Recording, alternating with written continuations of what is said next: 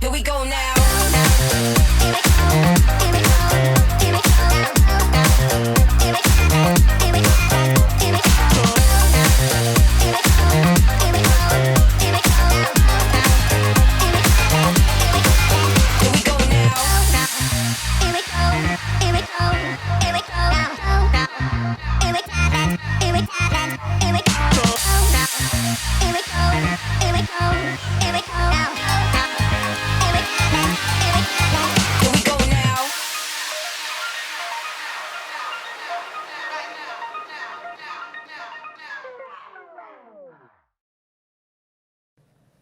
Hello, Dr. Ross Walker.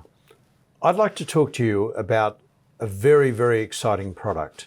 This is Ubiquinol. I'm going to talk about the cardiovascular benefits and beyond, because really this is the next generation of coenzyme Q10. I'll explain to you what it is as we talk. But firstly, what I want to talk to you about is a thing called the mitochondria.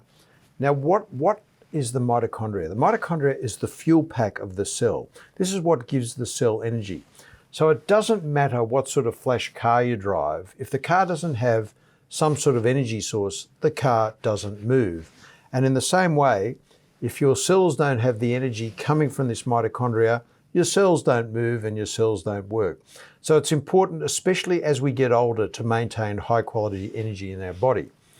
Now, ubiquinol, which is the active version of coenzyme Q10, drives the mitochondria. It's one of the major drivers of your mitochondrial function, and it gives you high quality energy. So you'll see on this slide, the ubiquinol going to ATP. ATP is the unit of energy in the body.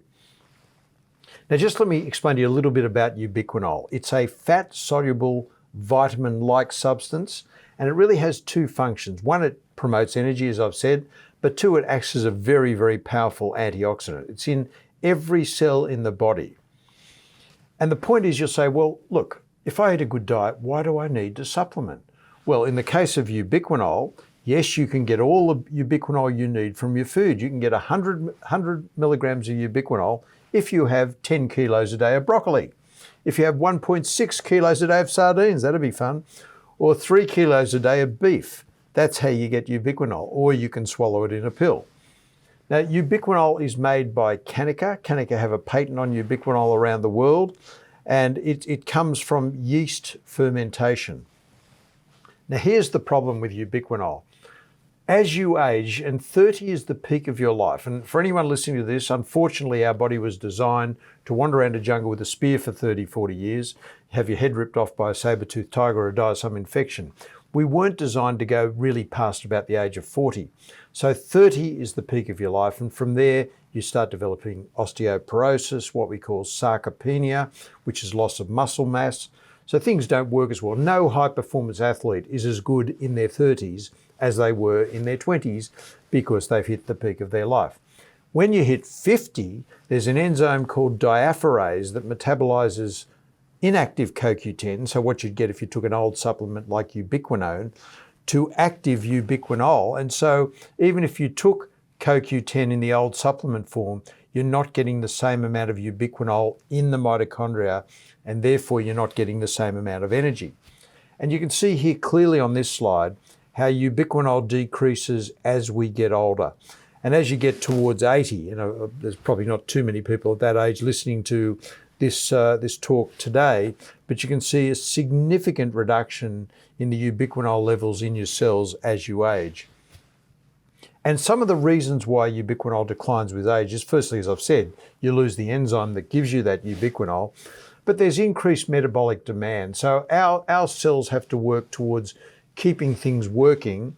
And so therefore, as you get older and things start to degenerate, you're putting a whole lot of energy into maintaining cells that aren't working as well. So that increasing metabolic demand can deplete the ubiquinol in your mitochondria.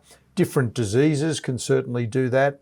Oxidative stress, which is just basically living in this society where you have the chronic stresses of living, the emotional stresses, the mental stresses, all the physical stresses, but also the stresses of pollution, the stresses of chronic irradiation. Many people are sitting in front of computers all day, as I'm sitting at the moment talking about this.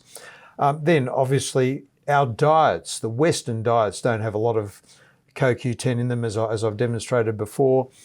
And then there are certain gene mutations, and now the very ubiquitous statin therapy. Many people are taking statin drugs to lower their cholesterol, such as Crestor or Lipitor. That depletes coenzyme Q10 as well. So what are the health benefits of ubiquinol? The health benefits are, firstly, ubiquinol supports normal cellular function in our heart, in our liver, in our kidney, in our brain.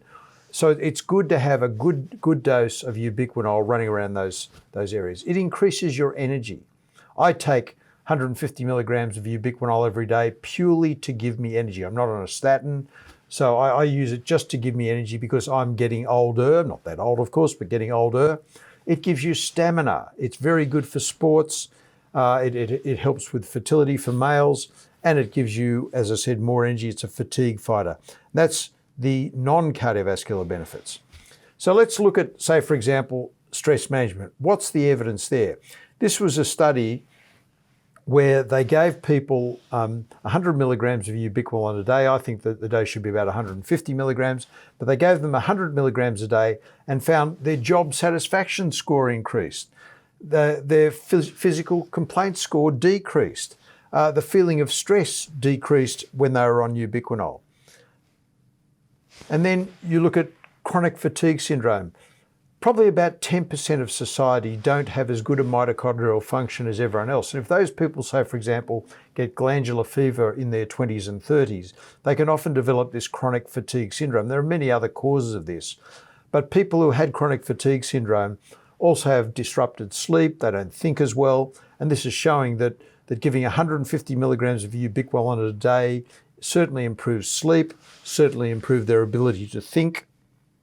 And this says if you lose weight, you'll have more energy. Why do you think they call it fatigue? And it shows that ubiquinol is very good at relieving fatigue. So they gave between 100 to 150 milligrams a day for 12 weeks to 71 healthy people who had mild fatigue and significantly improved their fatigue scores. And this shows again further studies to show that daily ubiquinol reduces daily life stresses and improves the quality of sleep. And again, this is just another further studies there. Now, sports nutrition. This found people who were given ubiquinol had better performance at sport. You can see the improvement after being 6 weeks of training and being given ubiquinol 300 milligrams a day. And so what fits your busy schedule better, exercising for an hour a day or being dead for 24 hours a day? And that's why I said in a previous talk that exercise is the second best drug on the planet. And this again shows this was a study of exhaustive swimming. The more they're exposed to ubiquinol, the better their swimming scores were. But let's move on to the heart. We're talking really about ubiquinol and its benefits for cardiovascular disease. Now, if you're playing Trivial Pursuit, and the question is, what is the biggest organ in the body? The answer, the Trivial Pursuit answer, is the skin, but that's wrong. The biggest organ in the body is the endothelium, which is the single layer of cells that lines every blood vessel in your body. So in a 70-kilo man, there's about 1 trillion endothelial cells. As I said, it's the biggest organ in the body. It has the surface area of about 6 tennis courts, and it weighs more than the liver and the heart all put together. So ubiquinol actually gives you better endothelial function. What happens in the endothelium? It opens and closes based on the stimuli. So, for example, if you're under some sort of stress, the saber-toothed tiger's following you, you've got to open up your blood vessels, get good blood flow to your muscles. That's what your endothelium does. Then again, when you're in the middle of a deep sleep, the last thing you need is torrential blood flow to your muscles. The endothelium closes down. So if your endothelium is working well and ubiquinol supports endothelial function, those actions are all done so much better. As you can see here, when they looked at this flow-mediated dilatation, which is a good indication of endothelial function, when given ubiquinol, significant improvement in endothelial function there. And this is also looking at inflammation, because we know that inflammation is a key part of disease. Ubiquinol has a very good anti-inflammatory response, as you can see from this slide here. in people who are given 200 milligrams of ubiquinol. And this says to prevent a heart attack, take 1 aspirin every day, take it out for a run, take it to the gym, and then take it for a bike ride. Now, people who've had cardiac arrests have also been found to have low levels of CoQ10 in their bloodstream. So it's felt that people who are chronically low in coenzyme Q10 and therefore ubiquinol, which is the active version, are more prone to having things like cardiac arrest. Now, interestingly, when we're talking about cholesterol, this fellow is saying cholesterol is good for you, it clogs your veins so you don't bleed as much when you get a cut. No, I don't think so. We've all heard about the good and bad cholesterol. HDL is good because it takes the fat out of the arteries and takes it back to the liver where it's broken down. LDL is bad because it puts fat into your arteries. That's very simplistic, and it's simplistic nonsense. Because here, when you look at people who've had heart disease, their cholesterol levels are pretty similar to people who haven't had heart disease. So what's the difference? In fact, as we get older, especially as we get over 60, this study here shows that there is no association between high LDL cholesterol and heart disease. This was a study in the British Medical Journal that showed 68,000 people followed for 10 years. There was, over the age of 60, there was no link between LDL cholesterol and heart disease, but the higher your LDL over the age of 60, the longer you live, the less cancer, infectious disease and gastrointestinal disease you have with a higher LDL. So what is this all about? Why are we carrying on about LDL? Well, here's where size is important, because LDL is basically divided into small and large. HDL, small and large, and the larger the better. So if you have a lot of large LDL, that promotes healthy brain function, cell metabolism, bile salt metabolism, vitamin D metabolism, cholesterol metabolism. If you have small LDL, that puts fat in your arteries. If you have small HDL, that is pro-inflammatory. You don't want that. Large HDL pulls the fat out of your arteries. So you want to have more large LDL and large HDL. So for example, if your cholesterol is 7 and your triglycerides are low at say 0.7, but your HDL is 2.5, your doctor might want to put you on a statin. No. That's a very balanced profile because you've probably got more large LDL and large HDL. And this shows here, people who have the smallest LDL, you see the big orange thing that says 6.2 on it, they're people with a lot of small LDL have the highest rates for heart disease. 6 times higher rate for heart disease than people who have a lot of large LDL. And this shows that ubiquinol reduces your small LDL and makes it large. So when you have your cholesterol checked, you're not going to see much difference, but what you are going to do is have a healthier LDL cholesterol. And that's why if you've made it to 60 without heart disease, the LDL doesn't matter that much because it's probably all large because you haven't had your heart attack. Now, LDL is really important for people on statins. All of my patients who are prescribed Crestor, Lipitor, Zocor, Pravachol, one of those statin drugs, otherwise known as rosuvastatin, atorvastatin, simvastatin, pravastatin, what's happening is there's a direct effect on the muscles, on the mitochondria in the muscles, and you lose ubiquinol. So I give ubiquinol to all my patients who are taking a statin drug. Lipitor is the biggest selling drug in the world, and personally, I don't use it at all. Lipitor and Zocor are fat-soluble statins. I don't think they should be prescribed. I only use water-soluble statins, which are Crestor, rosuvastatin, or Pravachol, pravastatin. They're the only ones that I use, and I only use them in people who have a coronary calcium score above 100 or have already had a heart attack, a stent, or a bypass. So I don't even use Lipitor, and Lipitor is the biggest selling drug on the market, so therefore my colleagues obviously don't agree with me. And this study from the Annals of Internal Medicine looked at the benefits and the risks of statins, and it found that if you have a predicted risk of heart disease over 15% over 10 years, and that's people with a calcium score above 100 or people who've already had a heart attack, stent, or a bypass, then you'll get a benefit from statins. If it's below 15%, no benefit at all. So who should be prescribed statins? All people with vascular disease, all people with a calcium score above 100 between the ages of 50 to 70, predicted 10-year risk beyond 15%, and people who are statin tolerant. If someone rings me after having been on their statin for a few months and they just can't lift their arms because they've got so much muscle pain, they can't take a statin. It's only 10% of their management. But if they can take a statin under these circumstances, it's still good for them. But you don't use statins just because your cholesterol's high. And there's so many people who go to the doctor, oh, your cholesterol's high, here's a statin pill. That is wrong. It should not happen. So, and I want a load of those statins I read about that let you eat as many fat burgers as you like without getting a heart attack. If you believe that, you believe anything. That is biologic nonsense. So what do statins do? Statins reduce or inhibit one of the major enzymes in the production of cholesterol.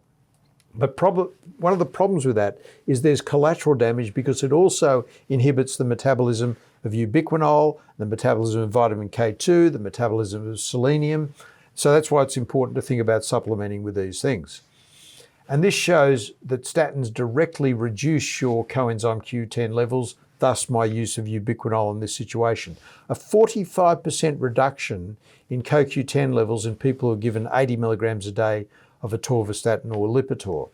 And this shows again a meta-analysis putting a whole lot of studies together showing a significant reduction in CoQ10 levels in people on statins. And we know that the way statins cause the pains that you get when you're on them, which is about 20% of people, is by affecting the parts of the mitochondria where ubiquinol works. And they gave ubiquinol in a small dose. So I use much more than this, but this is 60 milligrams a day, but I use 150 milligrams a day. They gave it to people who had statin myopathy, who were getting muscle pain. They reduced their muscle pain, their muscle weakness, and increased their CoQ10 levels by about 50% with a small dose. So I think you use a bigger dose than that. And what about for people with heart failure? Now, I certainly use ubiquinol in all my patients with heart failure. And this is a study where they used just standard CoQ10 and still had about a 50% reduction in death and a 50% reduction in major adverse cardiac events such as heart attack, stroke, sudden death, just by giving people, this was 300 milligrams a day of CoQ10. And this says I eat cheap, greasy food so I can save my cardiologist bills in the future. Well, prevention, my friends, that's the most important thing. So CoQ10 levels are an independent predictor of death in people who have heart failure. And so what they found here is the lower your CoQ10 levels, the higher your death rate if you actually have heart failure. And this study here again showed that people who have the lowest CoQ10 levels have the most advanced heart failure. And this was a small study. This was not a randomized controlled trial, but this showed profound benefits in the pumping action of the heart, known as the ejection fraction, in people who were given ubiquinol and showed significant improvements. And this is actually a lot better than I get often with drug therapy, but I use the drugs in people with heart failure as well, but I supplement them with ubiquinol. But I have some people who for some reason just can't tolerate the drugs. They still do well with their heart failure and the ubiquinol. And this again shows that standard CoQ10 as opposed to ubiquinol, in the same doses, you get a much higher level of CoQ10 in your bloodstream by taking ubiquinol. And this shows again, people with heart failure, they have low rates of CoQ10 in their bloodstream. And just moving away from heart disease slightly is onto male fertility. And they looked at all of the parameters of male fertility with semen density, the motility of sperm, the morphology of sperm, all significantly improved by taking 200 milligrams a day of ubiquinol.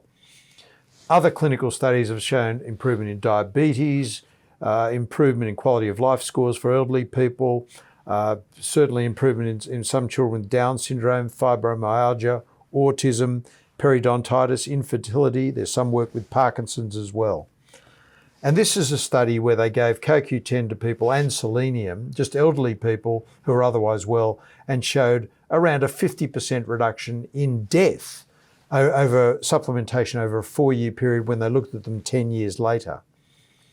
So what are my recommendations? My recommendations here, for people with heart failure, I give 300 milligrams a day of ubiquinol, statin therapy, or over the age of 50, 150 milligrams a day.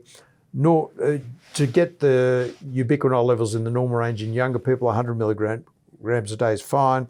optional healthy range if you're already there, and fertility anywhere between 150 to 300 milligrams a day. So I certainly believe in the use of ubiquinol. As I said, I take it myself for energy. I use it in all my patients with heart failure, all my patients with statins, all my patients where I want to improve all of the cardiac parameters. So to summarize, ubiquinol is the active version of CoQ10, and it can directly work in our body while the CoQ10 has to be converted into ubiquinol in order to work. So take the end product, which is the ubiquinol. As we age, the CoQ10 levels decline, and our ability to convert from ubiquinone to ubiquinol declines as well, which is why I always use the ubiquinol. And it's a very strong antioxidant, which is good for a number of other diseases. And also, as you get older, you tend to get more fatigue. Overtraining can affect the body, so ubiquinol is a great help there. And there's strong evidence for a variety of conditions that I've already mentioned: cardiac failure, statin therapy, where ubiquinol is very useful. So just like the lemmings here going down the hill, this little lemming at the back is thinking outside the square. He's not going to commit suicide like the rest of his mates. I advise you all to think outside the square, and who knows what will happen. Thank you very much for your attention.